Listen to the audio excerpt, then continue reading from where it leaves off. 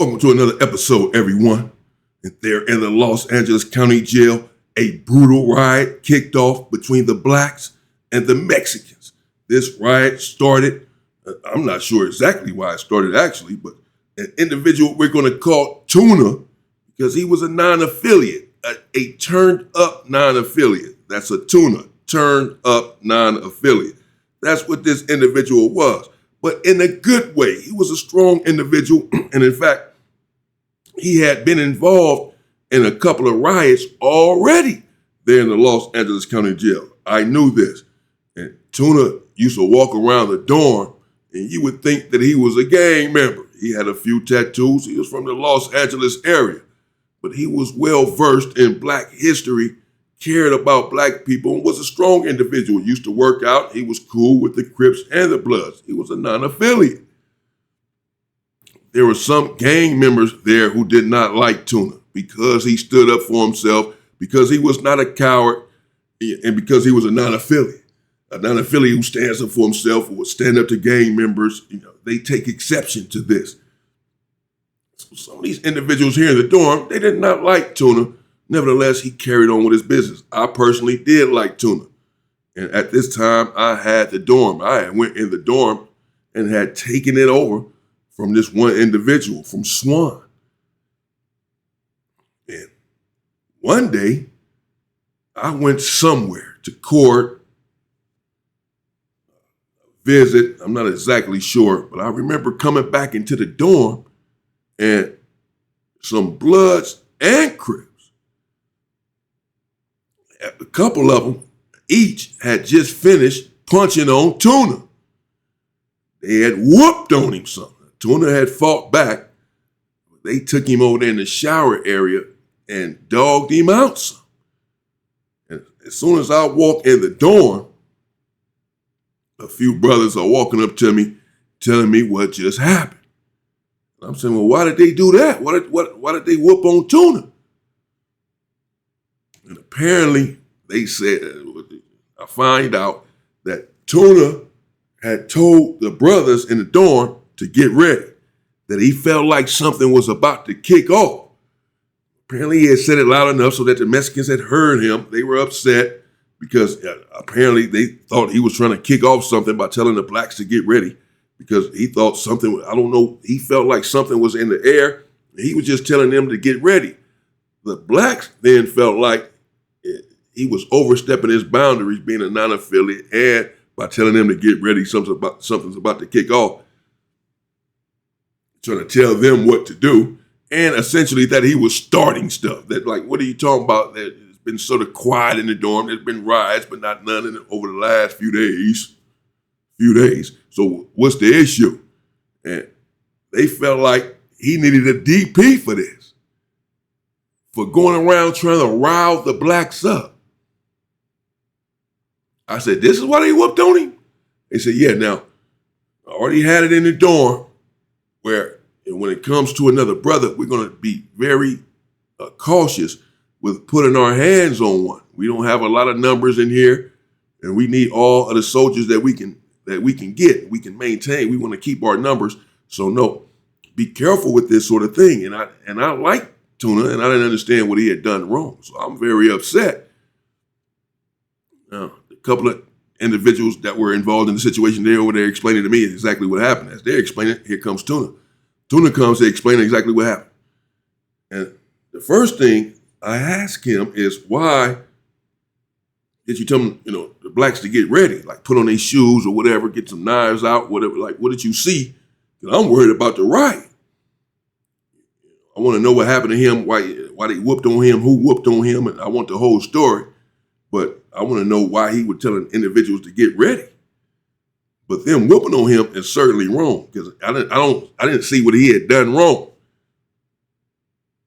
This story really came to my mind because of the things that's going on the internet. It just happened recently with the individual from Avalon apologizing to the Mexicans or whatever. And this just came to my mind how, sometimes blacks will side with them or against their own people or what have you. And so Tuna's over there explaining to me exactly what transpired. He said, man, as soon as you left, as soon as you walked out the dorm, I just felt something. I felt like these individuals were waiting on you to leave, and then they were just going to kick it off. I just felt it, bro. I'm telling you, man. I'm looking at them. Some of them were grouping up. They were looking at us. They're fumbling. I just didn't trust it, man. Only thing I did was tell the blacks to go to get ready, to prepare themselves. These dudes said I was out of line only because I'm a non-affiliate. He was upset, man. He was upset. Only because I'm not affiliate, then they gonna take me in there and do this to me. And he was messed up a little bit. I'm getting angry myself. As soon as I stand up to go over here and holler at a couple other brothers, get another side of the story to make sure I know exactly what's going on and exactly what went on, it kick off. You hear the Southsiders get their call. Sometimes they say, "Puta su terese," something like that. Come on, they say something, and they get a call to go up. They give some call, and then they coming. You look up, they come. I just stood up. Look up, they coming. First thing I'm thinking is these dudes that just whooped on Tuna about to get their ass whooped. Because Tuna was right. He felt something was about to kick off, and look. And y'all done went in there and whooped on him, whooped on our own people, got him all battered and bruised, and now can't even properly defend himself and defend us because y'all done weakened our own position by whooping on him for no reason. Go find my man. It's one that I had my eyes on anyway, that I had already said when they kicked off, this dude I'm getting, he just thought he was too tough. I wouldn't found him. When they came and rushed us, they rushed us. They rushed us. I'm still not, to this day, I'm not sure exactly why, but they rushed us. And I got my man, found him, and started doing my work on him. But it's a couple of them on me. From the back, they trying to take me down. This happens a lot. They own me. But I have not hit the ground. Who comes to my rescue? There was some homies in there. They came over there too. But Tuna was right there. Now, Tuna's in there performing more and better than a lot of these turned up gangsters, a lot of these members, a lot of these real official members. Some of them aren't doing anything. Of course, many individuals are, and they are involved, and they're doing their stuff. They're doing what they have to do. The Mexicans, the Southside, they're doing this, so we squabbling. There are knives involved as well. They came at us. But Tuna's right there, like basically put his back to me and trying to help get him up off of me. This is the dude that y'all took off on for no reason. So it's on, and there's blood everywhere from both sides. We're all leaking. This is what happens in these riots. The police finally come in, spray some mace, lay everything down, basically put us on our bunks. Now I'm thinking, as soon as we come up off our bunks, we got to holler at these dudes that did this to Tuna. I started hollering at the brothers, telling them, man, these dudes got a DP coming for doing this to Tuna because he was right the whole time.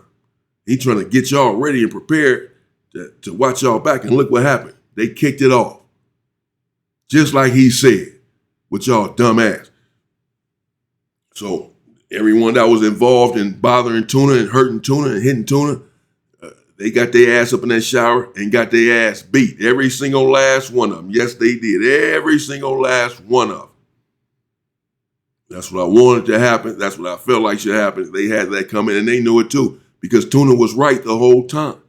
These individuals were plotting. I'm not sure if they were waiting until I left the dorm, because they didn't kick it off then. They kicked it off when I came back. But nevertheless, he said, they may have had their reason for that too. They probably were going to kick it off, but then Tuna's going around telling individuals to get ready. They saw that, and they called it off for a minute. And then once they see me and Tuna hooking up, linking up, talking, they see everything that's going on. They like, man, they own to us. let's go. Kick it off now. Because before they kick it off or whatever, they own to the fact that we're about to kick it off. Because Tuna was right the whole time. Whatever he felt, looking at them, feeling something, feeling that energy, the way they're looking, eyes darting, fumbling at their waistbands, putting on their shoes, whatever. He felt all of it. He's been involved in rides before. He's just going around trying to alert the people that it's about to kick off. Perhaps that's what it looks like. These individuals, he ends up getting attacked for that. They thought that they can get away with it because he was a non-affiliate, but no, I felt otherwise. These individuals needed their ass whooped bad, and they got that. Another day in the Los Angeles County Jail. Stay the hell out of there. It's not for anyone. It's not for human consumption. It's not good for anyone. Prison, it's not good for anyone. Jail, it's not good for anyone. Not everyone survives these attacks in these situations. For the most part, I barely survived myself.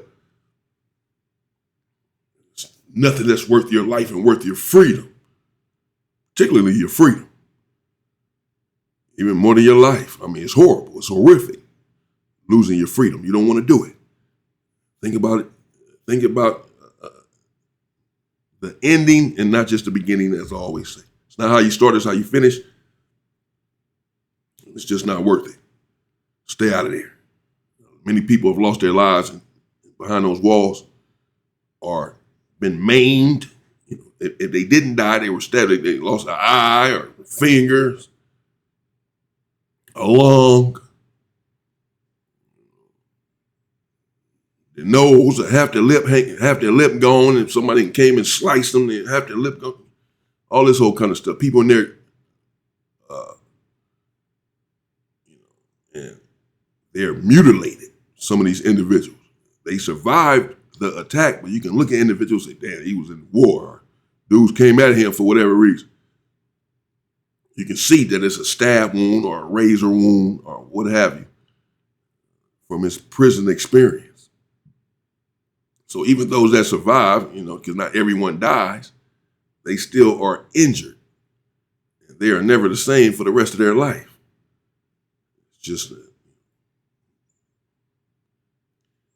it's not the way that we are designed to harm one another in this way. It's more of a learned behavior. We need to unlearn this stuff and fast.